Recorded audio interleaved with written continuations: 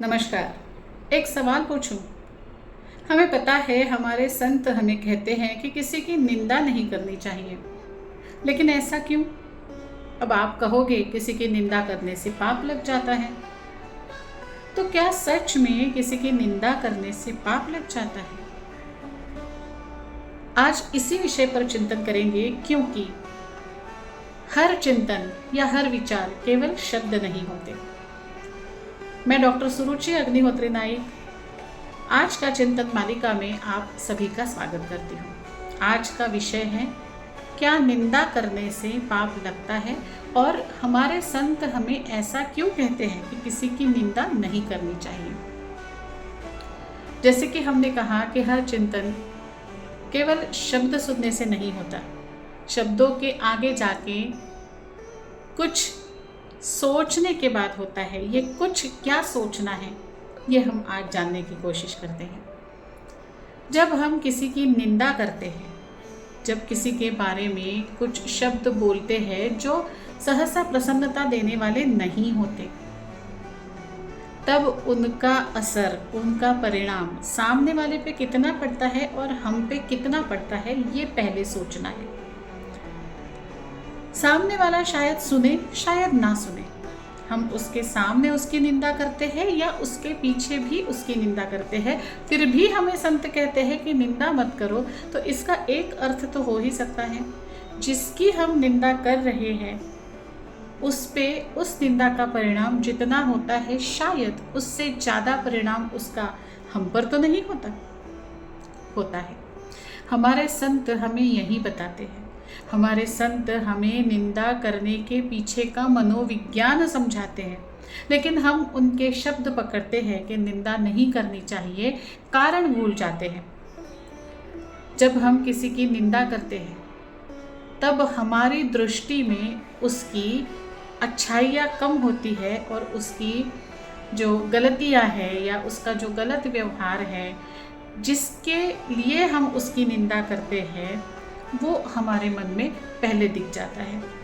जब हम बार बार किसी की निंदा करने लगते हैं, तब ये हमारी वृत्ति बन जाती है। तब हमारी दृष्टि में अच्छाइयाँ दिखना कम हो जाता है और बुराइयाँ दिखना ज़्यादा हो जाता है। अब एक बात देखिए, जो चीज़ हमेशा ही आपके आसपास हो, उसका कुछ तो परिणाम आप पर होगा। अगर आप किसी की निंदा करते हैं और हमेशा किसी की गलतियाँ, किसी का बुरा व्यवहार या ऐसी ही चीज़ों को हम वारंवार अपने मुंह से निकालते हैं, तो उसका परिणाम हमारे कानों पर, हमारे आँखों पर, हमारे मन पर, हमारे चित्त पर, हमारे संस्कारों पर भी होता है। तो जो चीज़ हम बार बार करते हैं, वैसी हमारी वृत्ति हो सकती है, हो जाती है। और वैसी हमारी वृत्ति हो जाएगी तो धीरे धीरे हम भी वैसे ही हो जाएंगे जिसकी हम निंदा कर रहे हैं, जिसके बारे में हम बुरे बोल रहे हैं, जिसको हम बुरा कह रहे हैं, हम उसके जैसे ही हो जाएंगे।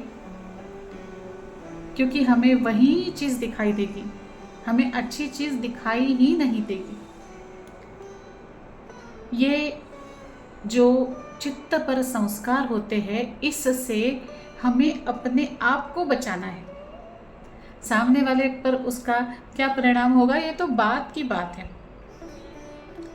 हम उसके बारे में जो निंदा करते हैं, उसका परिणाम हमारे चित्त पर होता है। उसके संस्कार हमारे चित्त पर इस तरह से जुड़ जाते हैं।